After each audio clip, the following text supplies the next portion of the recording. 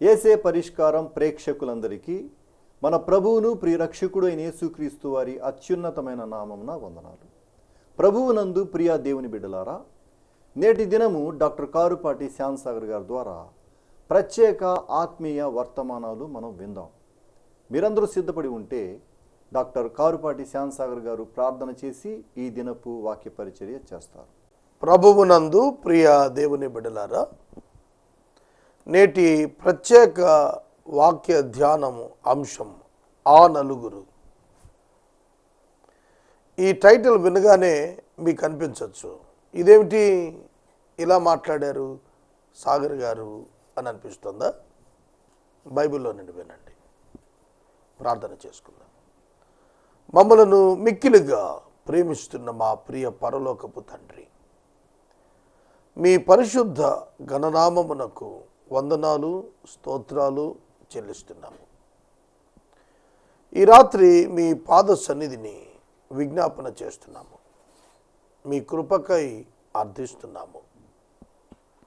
మీ వాక్యము చేత మా ప్రేక్షకులతో మాట్లాడమని అడుగుతున్నాము. ఈ రాత్రి ప్రత్యేకంగా మీ చేతులకు మమ్మల్ని సమర్పించుకుంటున్నాము. యేసునామమున వేడుతున్నాము తండ్రి, ఆమెన్. ప్రభువునందు ప్రియ దేవుని బిడ్డలారా, క్రైస్తవుడు విశ్వాసి ఏ విధంగా ఉండాలి? ఏ విధంగా ఉండాలి?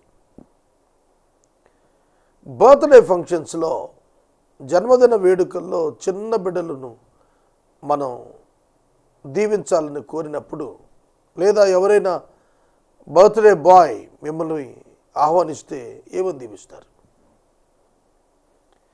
దేవుని యొక్క వాక్యములో యేసు ప్రభువును గురించి వ్రాయబడినటువంటి మాట, యేసు దేవుని దయ యందును మనుషుల దయ యందును జ్ఞానమందును వయస్సునందును వర్ధిల్లుచు ఉండెను అనే వాక్యం తీసి చదువుతాం. అవును కదా? యేసు దేవుని దయ యందును మనుషుల దయ యందును పెరిగి పెద్దవాడవుతున్నాడు అని చదువుతాం. మనుషుల దయ, దేవుని దయ, వయస్సు, జ్ఞానం. కనుక ఒక మానవుడు ఎలా నడవాలి, ఎలా ఎదగాలి అనంటే, ఒకటి వయస్సు, ఫిజికల్ డెవలప్మెంట్. రెండు జ్ఞానము, mental development or psychological development. మూడు మనుషుల దయ, సోషలాజికల్ డెవలప్మెంట్, సామాజికంగా ఎదగటం. దేవుని దయ, పెద్దల దయ. దేవుని దయ, spiritual development. Physical development, education. Mental development, physical development, దేహదారుఢ్యం. Mental development, education. మనుషుల మధ్య సోషల్ డెవలప్మెంట్, సామాజికంగా అభివృద్ధి. దేవుని దయ, స్పిరిచువల్ డెవలప్మెంట్. ఈ నాలుగు కూడా నాలుగు పాదాలుగా, ఒక కుర్చీకి నాలుగు కాళ్ళు ఎట్లనో అట్లా ఆధారాలుగా ఎదగాలి మానవుడు. అలాగే మానవుడు చనిపోయే నాటికి పెద్దలు ఎప్పుడు చెబుతారు, నలుగురిని సంపాదించుకోరా అని. ఎందుకంటే నువ్వు చనిపోయినప్పుడు మోసుకొని తీసుకెళ్ళటానికి. మానవుడు సంఘజీవి, సోషల్ యానిమల్. కనుక మానవుడు సమాజంలో జీవిస్తాడు కనుక సమాజాన్ని సంపాదించాలి. ఎలా సంపాదించారు? బైబిల్ గ్రంథంలో కనుక మనం చూస్తున్నప్పుడు, లూకాసు వార్తలో నాయను గ్రామ విధవరాలి కుమారుడు యవనుడు చనిపోయినప్పుడు ఆ యవనస్తుని కొందరు మోసుకొని వెళుతున్నారు అని రాసింది. లూకాసు వార్త 7వ అధ్యాయం 12వ వచనం. లూకాసు వార్త 7వ అధ్యాయం 12వ వచనం. ఆయన ఆ ఊరి గవిని యొద్దకు వచ్చినప్పుడు చనిపోయిన ఒకడు వెలుపలికి మోసుకొని పోబడుచు ఉండెను. చనిపోయిన ఒకడు వెలుపలికి మోసుకొని పోబడుచు ఉండెను. ఒక మనిషి చనిపోయినప్పుడు అతనిని వెలుపలికి మోసుకొని పోవటానికి ప్రతి శ్మశానం ఊరు బయటే ఉంటుంది, ఊరి మధ్యలో ఉండదు. క్రైస్తవులదైనా మహమ్మదీయులదైనా ఎవరిదైనా ఊరి బయటే. కనుక ఈ ఊరి బయటకు తీసుకుని మోసుకొని పోవటానికి ఖచ్చితంగా 4 మనుషులు కావాలి. ఇప్పుడంటే బేతనీయ వాహనం లాంటి మన వాహనం, శాంతి రథం లాంటి ఇతరుల వాహనాలు, రకరకాల వాహనాలు పెట్టి తీసుకువెళ్తున్నారు. కానీ 4 మొయ్యాల్సిందే. పెట్టి లేపి లోపల పెట్టాలి, పాడి లేపి లారీలో పెట్టాలన్నా 4 కావాలి కదా. 4 దొరకని వ్యక్తులు కొన్ని చూశాను నేను. నాకు చాలా ఆశ్చర్యం కలిగించిన విషయం నేను చూశాను. ఎవరు లేని పరిస్థితి, ఎవరు ఎత్తని పరిస్థితి, ఎవరు రాని పరిస్థితి. ఏమిటి, ఎందుకు? వారి జీవితంలో ఎక్కడో వారి పొరపాటులో ఉన్నారు. కనుక సమాజంలో మనం ఏ విధంగా ఉండాలి, క్రైస్తవుడు అంటే ఏ విధంగా ఉండాలి? తబిత అనేటువంటి ఆమె దోర్క అనే ఆమె చనిపోయింది. చనిపోయినప్పుడు యవనస్తురాలు చనిపోయింది. ఆమె చనిపోయిందని ఏడుస్తున్నారు. ఏడుస్తున్న వాళ్ళ చేతుల్లో ఏమున్నాయో తెలిసిన ఆమె కుట్టిన అల్లికలు ఉన్నాయి. ఆ యవనస్తురాలు పెద్దలకు వృద్ధులకు తన చేతి అల్లికల ద్వారా అల్లి ఇచ్చిన స్వెటర్స్, లేదంటే తలకు కట్టుకునేటువంటి గుడ్డలు, ఇట్లాంటివి చూపించి ఏడుస్తున్నారు. వాళ్ళని సంపాదించుకుంది ఆవిడ. వాళ్ళు ఏడుస్తున్నారు, అవి చూపిస్తున్నారు అని అంటే అర్థం ఏమిటంటే వాళ్ళని ఆవిడ సంపాదించుకుంది. బైబిల్ గ్రంథమంతా మీరు చూడండి, ఎవరు చనిపోయినా కూడాను విస్తారమైన ప్రలాపం జరిగింది. యాకోబు చనిపోయాడు. యాకోబు యొక్క శవాన్ని యోసేపు ఐగుప్తు నుండి తీసుకొని కనాను దేశానికి తీసుకొచ్చి మక్పేలా గుహలో అబ్రహాం పెట్టిన చోట పెట్టాడు. ఆ సందర్భంలో ఇశ్రాయేలీయులు చేసిన ఆ యొక్క ఏడ్పు, విపరీతమైన ఏడ్పు ఐగుప్తీయులు కలవరపడేట్టుగా చేసింది అన్నాడు. అంత గొప్పగా వినపడింది అన్నాడు. అలాగే యోసేపు యొక్క మరణం, అటువలనే మోషే యొక్క మరణం, అహరోను యొక్క మరణం, అనేక దినాలు సంతాప దినాలు ప్రకటించేవారు. ఇప్పుడు నేను చెబితే మీకు ఆశ్చర్యం వేస్తుంది. నేను బరియల్ గ్రౌండ్ని ఆర్గనైజ్ చేస్తున్నాను ఏలూరులో. నాకు అనుభవం చెబుతున్నాను. ఒక ఆయన వచ్చాడు, ఇంకా చనిపోకముందే తీసుకొచ్చాడు కాగితం రాసుకొని, ఇంకొద్దిసేపట్లో చచ్చిపోద్ది కాబట్టి నాకు స్థలం ఇప్పించండి అని వచ్చాడు. తిట్టి పంపించాను, వద్దు అట్లా చనిపోయినాక రా బాబు అని. ఇంకొక ఆయన వచ్చాడు, చనిపోయాడు, ఇప్పుడే చనిపోయాడు, ఇంకో గంటలో సమాధి అన్నాడు. ఒకప్పుడైతే విలాప దినాలని ఉండేవి. అంతెందుకండి, కొన్ని దినాల క్రితం గోపీనాథ్ ముండే అని ఆయన చనిపోయాడు. 2 దినాలు సంతాప దినాలు అని అన్నారు. ఎక్కడ ఏ టీవీ ఛానల్లో ఆపేశారంటారు? అదే ఒకప్పుడు ఇందిరాగాంధీ గారు చనిపోయినప్పుడు, నెహ్రూ గారు చనిపోయినప్పుడు, గాంధీ గారు చనిపోయిన తరంలో సంతాప దినాలు అని అంటే రేడియోలు మోగబోయి ఒక విచారకరమైన నాదం, వయలిన్ నాదం వినిపిస్తూ ఉండేది. అది నిజమైన విచారం. ఇంకా ముందుకు పోతే ప్రలాపించి ఏడుస్తుండేవాళ్ళు. 30 దినాలు 40 దినాలు ఏడ్చేవాళ్ళు ఆ మృతుని కొరకు, విలపించేవాళ్ళు. ఇవాళ ఏముందండి, సేమ్ డే బరియల్ అయిన సేమ్ డే మెమోరియల్ సర్వీస్ పెడుతున్న కుటుంబాలు చాలా చూశాను నేను. ఎక్కడో అక్కడ వెళ్ళిపోతారు. 10 కాకులైనా ఒక కాకి చచ్చిపోతే ఏడుస్తూ తిరుగుతాయేమో కానీ మనుషుల్లో ప్రేమ చల్లారిపోయింది. కారణం ఏమిటంటే ఆ నలుగురిని సంపాదించుకోలేకపోవటమే. ఎవరు ఆ నలుగురు, ఏమిటి? బైబిల్ గ్రంథంలో సంపాదించిన వ్యక్తి ఎక్కడైనా కనిపిస్తున్నాడా? నేను మనవి చేస్తున్నాను, ఆ నలుగురిని సంపాదించిన వాడు అబ్రహాము. ఆదికాండము గ్రంథం 23వ అధ్యాయం మీ ఎదుట ఉంచుకుంటే మీకు కనిపిస్తుంది. ఆదికాండము గ్రంథం 23వ అధ్యాయంలో అబ్రహాము యొక్క భార్య అయిన శారా 123 సంవత్సరాలప్పుడు ఆమె మృతి పొందింది. జాగ్రత్తగా వినాలి. ఇవాళ ఫ్రీజర్ బాక్సెస్ వచ్చేసాయి. 1 రోజు 2 రోజులు ఆలస్యం అయితే ఫ్రీజర్ బాక్సుల్లో పెడుతున్నారు. ఆ రోజుల్లో ఫ్రీజర్ బాక్సెస్ లేవు. రసాయనాలు లేదా పసరులు వాడి భద్రపరిచేవారేమో. 123 సంవత్సరాల వయసులో శారా చనిపోయింది. ప్రక్కన ఇస్సాకు ఉన్నాడు. అబ్రహాము వేరే స్థలంలో ఉన్నాడు. అబ్రహామునకు సమాచారం వచ్చింది. ఏమని? నీ భార్య చనిపోయింది, నీవు వచ్చి సమాధి కార్యక్రమం నెరవేర్చమని. అబ్రహాము వచ్చాడు. అబ్రహాము వచ్చి ఆ దేశము హేతు కుమారులది. అక్కడ అతడు చనిపోయినటువంటి వృత్తాంతం. Purchasing A place for burial ground. ఆనాడు అబ్రహాము ధనమిచ్చి బరియల్ గ్రౌండ్ కొనుక్కున్నాడు.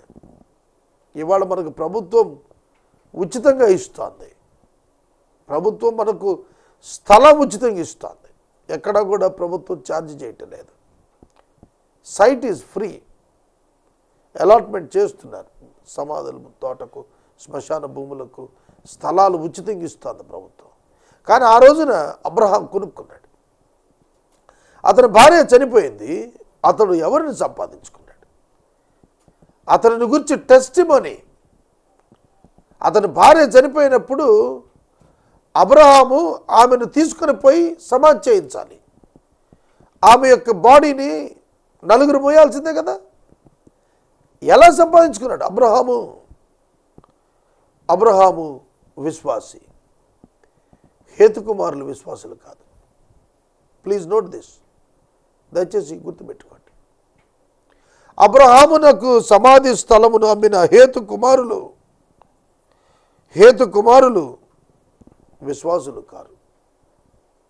అయినప్పటికీ కూడా వారు ఎట్లా మాట్లాడుతున్నారు, వారు ఏం మాట్లాడుతున్నారు, ఇవి ఈ యొక్క ప్రసంగం ద్వారా మీకు చెప్పాలని నేను ఆశపడుతున్నాను. అబ్రహాము తన భార్యను పాతిపెట్టుటకు వచ్చాడు. శారా కనాను దేశమందలి హెబ్రోను అను కిర్యాత్ అర్బాలో మృతి పొందింది. అప్పుడు అబ్రహాము శారా నిమిత్తము అంగలార్చుటకును ఆమెను గూర్చి ఏడ్చుటకును వచ్చాను. ఒక మాట చెప్పాలి. భార్య చనిపోయింది. యవనస్తురాలు భార్య కాదు, వృద్ధాప్యంలో ఉన్న భార్య. అబ్రహాము 133 సంవత్సరాలు, శారా 123 సంవత్సరాలు. 133వ ఏట తన భార్యను గుర్చిన వియోగం కలిగితే విలాపము చేయుటకును ఏడ్చుటకును వచ్చాను. చూడండి, అబ్రహాము ఏడ్చాడు. భార్య చనిపోయింది. అబ్రహాము కన్నీరు కార్చాడు. ఈరోజు చాలామంది భార్య ఎప్పుడు చచ్చిపోతుందా అని చూస్తున్న వాళ్ళు ఉన్నారు. భార్యకు వ్యాధిగ్రస్తురాలై భార్య బెడ్ రీడర్గా ఉంటే చనిపోతే బాగుండు, మళ్ళీ ఇంకో పెళ్లి చేసుకోవచ్చు అనుకునే ప్రబుద్ధులు కనిపిస్తున్న చెడ్డ దినాల్లో అబ్రహాము యొక్క వ్యక్తిత్వం చూడండి. ఆమెను గూర్చి అంగలార్చుటకు, ప్రలాపించుటకు, ఏడ్చుటకు అబ్రహాము వచ్చెను. ఎంత మంచి హృదయం కలిగిన వాడు అబ్రహాము. భార్య పట్ల ఎంత ప్రేమ కలిగిన వాడు అబ్రహాము. శారా ఉత్తమ దంపతులు. అబ్రహాము అతని భార్య అయిన శారా యొక్క శవమును తీసివేయటానికి గాను అతడు అడుగుతున్నాడు, నేను మీ మధ్యన పరవాసిగా ఉన్నాను. మృతి పొందిన నా భార్య నా కనుల ఎదుట ఉండకుండా ఆమెను పాతిపెట్టుటకు మీ దగ్గర మీ తావున నాకొక శ్మశాన భూమిని స్వాస్థ్యముగా ఇయ్యండి అని అనెను. స్వాస్థ్యముగా ఇయ్యుడి అని అనెను. కనాను దేశం అన్యదేశం, కనాను ప్రజలు అన్యజనాంగం, హేతు కుమారులు రిచ్ పీపుల్, ధనవంతులు హేతు కుమారులతో అభ్యర్థన చేస్తున్నాడు. అయ్యలారా, నేను మీ మధ్యన పరదేశికున్నాను, పరవాసికున్నాను. Please note this.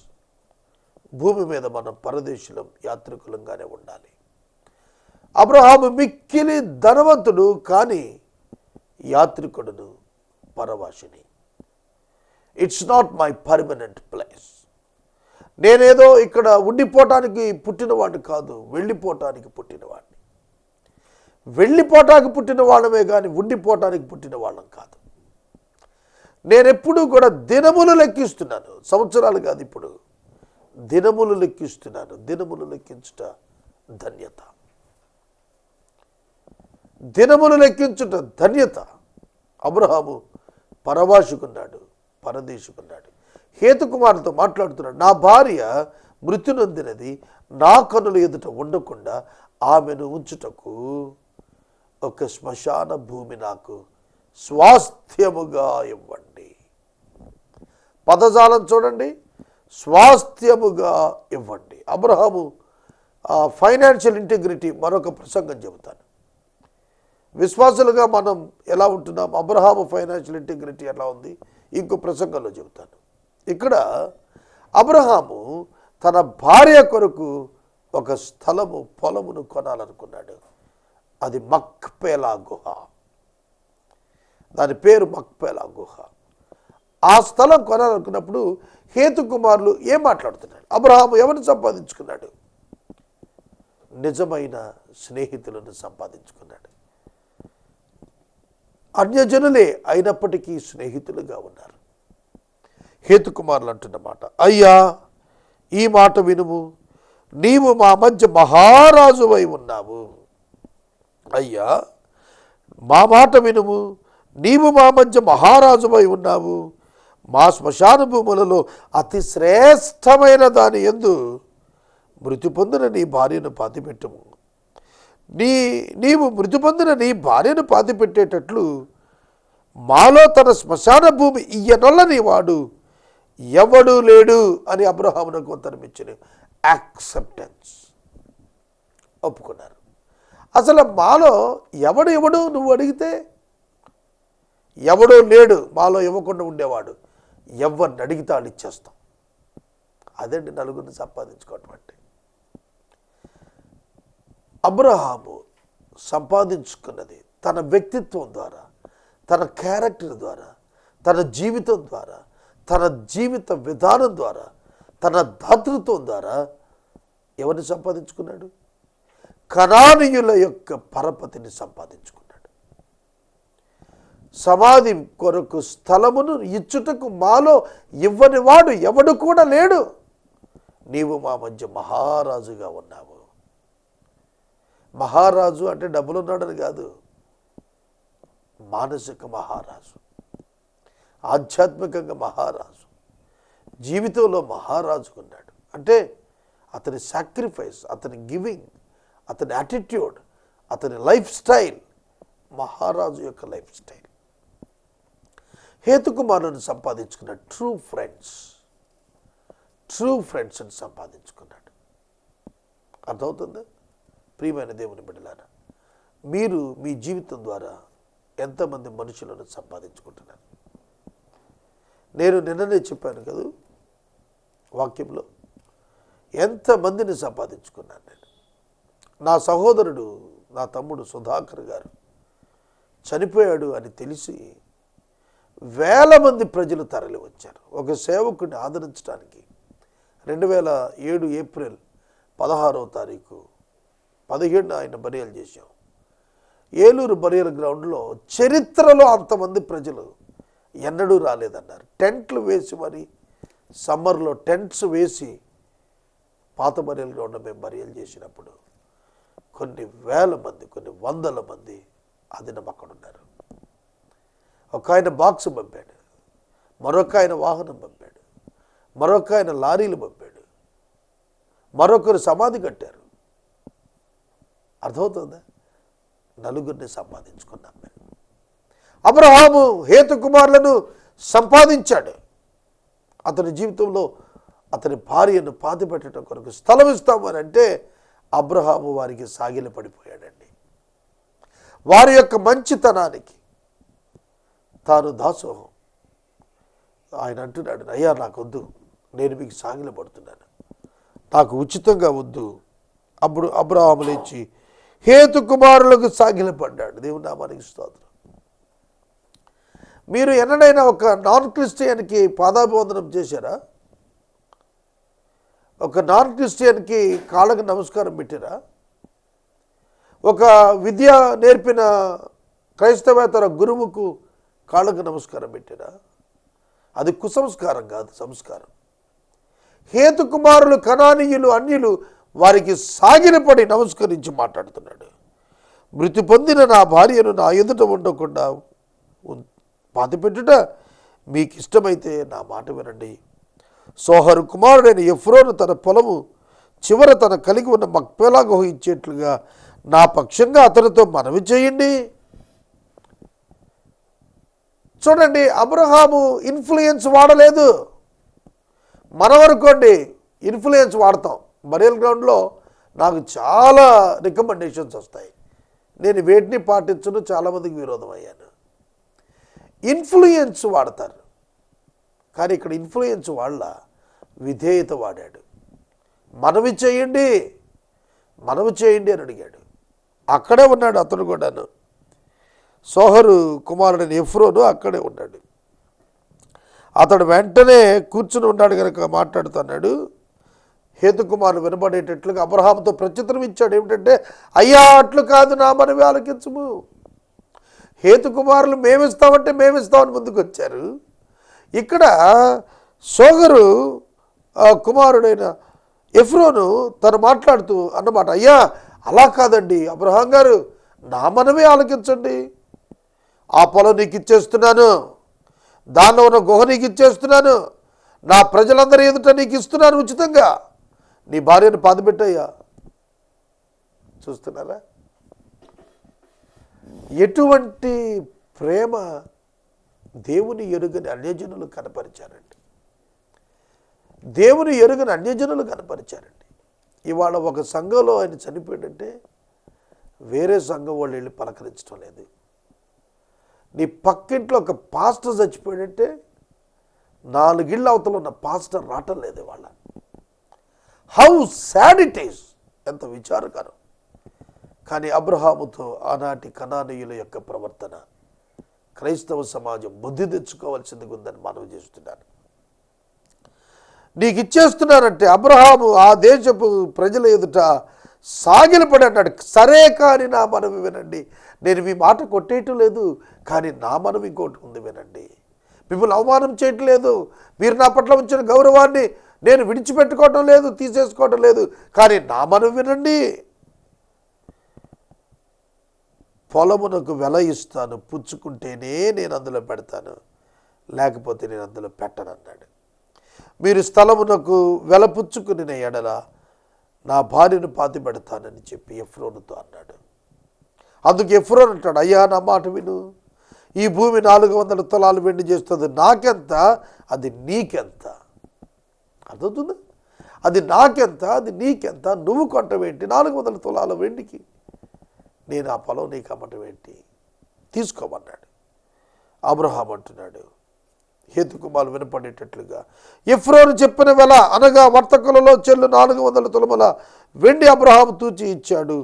ఆ విధంగా పొలం కొన్నాడు, అక్కడ పాతిపెట్టాడు. హేతుకుమారులు ఎదుట అబ్రహాముకు ఒక స్వాస్థ్యం ఏర్పడింది, షారాను పాతిపెట్టాడు. ఈ సందర్భం నుంచి చెబుతున్నాను, ఎవరిని సంపాదించుకున్నాడు?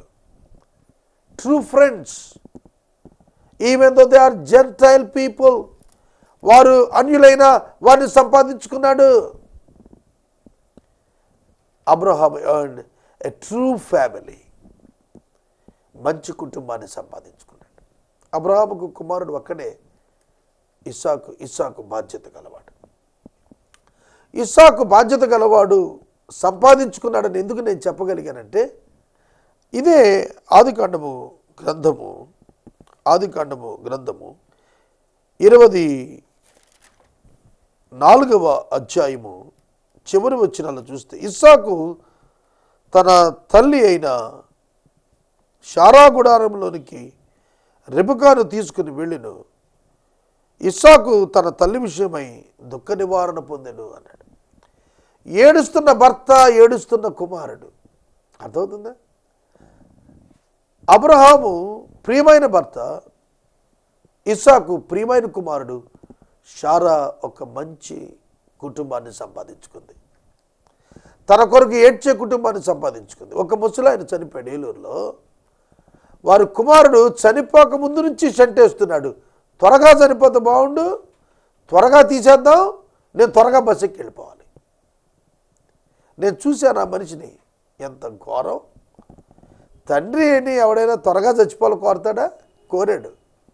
త్వరగా పాతి పెట్టాను కోరతాడా? పాతి పెట్టేసేమన్నాడు. త్వరగా బస్ ఎక్కి వెళ్ళిపోతానంటాడా? వెళ్ళిపోయాడు. సోదరుడా, సోదరి, ఆనాడు ఏడుస్తున్న అబ్రహాము, దుఃఖిస్తున్న కుమారుడైనటువంటి ఇస్సాకు ప్రియమైన కుటుంబాన్ని సంపాదించుకుంది శారా. అబ్రహాము హేతుకుమారులను సంపాదించుకున్నాడు, ప్రియమైన కుటుంబాన్ని సంపాదించుకున్నాడు. అబ్రహాము మృతులు పొందినప్పుడు ఇష్మాయేలు, ఇస్సాకు కలిసి పాతి పెట్టారు, మంచి కుటుంబాన్ని సంపాదించుకున్నాడు. అబ్రహాము తన యొక్క అన్నగారి కుమారుడైన లోతు చెరపట్టబడినప్పుడు వెళ్ళి విడిపించి బంధువులను సంపాదించుకున్నాడు. A good family, a true friends, a good relatives, true relatives సంపాదించుకున్నాడు. అండ్ స్పిరిచువల్ పీపుల్, ఆత్మ సంబంధమైన మనుషులను సంపాదించుకున్నాడు. తన సేవకులు స్పిరిచువల్ పీపుల్ సంపాదించుకున్నాడు. ఈ రాత్రి నేను మనవి చేస్తున్నాను, ఎప్పుడైనా సరే ఒక వ్యక్తి గొప్పతనం ఎలా తెలుస్తుందంటే అతను చనిపోయినప్పుడట ఆ శవం వెంబడి వెళుతున్న సమూహాన్ని బట్టి తెలుస్తుంది అన్నారు పెద్దలు. కనుక నేను మనవి చేస్తున్నాను, ఒక ప్రభావవంతమైన క్రైస్తవ జీవితం గడిపిన నీవు ఆ నలుగురిని సంపాదిస్తున్నావా? నిజమైన స్నేహితులు, నిజమైన కుటుంబం, నిజమైన సమాజం, నిజమైనటువంటి మిత్రులు, ట్రూ ఫ్రెండ్స్ ఉన్నారా నీకు? సంపాదించుకో. నీవెప్పుడైతే అబ్రహాము వంటి విశ్వాస జీవితం జీవిస్తావో నువ్వు తప్పక సంపాదించుకోగలుగుతావు. అట్టి కృప పరిశుద్ధాత్మ దేవుడు నీకు అనుగ్రహించును గాక. మనమందరము ఇంతవరకు డాక్టర్ కారుపాటి శ్యాన్సాగర్ గారి ద్వారా ప్రత్యేక ఆత్మీయ వర్తమానాలు విన్నాము. ఈ కార్యక్రమం ద్వారా మీరు పొందుకున్న ఆత్మీయ మేలులు ఒక ఉత్తరం ద్వారా మాకు తెలియచేయండి. మీ ప్రార్థనా మనవులు మాకు తెలియచేస్తే ఏసే పరిష్కారం కార్యాలయంలో ఏర్పాటు చేసిన ప్రత్యేక ప్రార్థనా శిబిరంలో మీ కొరకు ప్రార్థిస్తాం. అలాగే ప్రతిదినము యాక్ట్ టీవీలో రాత్రి 9 గంటల నుంచి 9:30 వరకు ఏసే పరిష్కారం కార్యక్రమాన్ని వీక్షించమని ప్రేక్షకులందరినీ ప్రేమగా వేడుకుంటూ ఈ కార్యక్రమాన్ని ముగింపు ప్రార్థన ఆశీర్వాదాలతో ముగిద్దాం. ప్రార్థన చేసుకుందాం. మమ్మల్ని మిక్కిలిగా ప్రేమిస్తున్న మా తండ్రి, వందనాలు. వాక్యం విన్న బిడ్డలను దీవించండి. రేపటి వాక్య ధ్యానంలో మరొక నూతన అంశంతో కలిసే కృపనివ్వండి. యేసు నామమున అడుగుచున్నాం తండ్రి, ఆమేన్. తండ్రి అయిన దేవుని ప్రేమ, కుమారుడైన యేసయ్య కృప, పరిశుద్ధాత్మ నీ అన్యోన్య సహవాసం సదాకాలం మనకు తోడై ఉండును గాక. ఆమేన్.